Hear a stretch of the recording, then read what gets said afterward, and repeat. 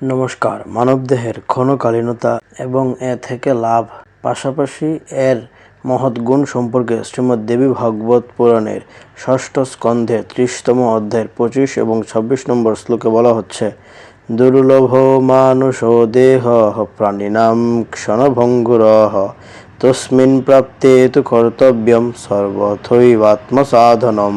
যৌবপস্থরসো রাজন পশু যোনিষু বর্ততে জ্ঞানম মানুষ দেহে বৈনান্যাসু চ কুয়োনিষু। অর্থাৎ ক্ষণকালের মধ্যেই নষ্ট হয়ে যাওয়া এই মানব শরীর প্রাণীদের জন্য অত্যন্ত দুর্লভ।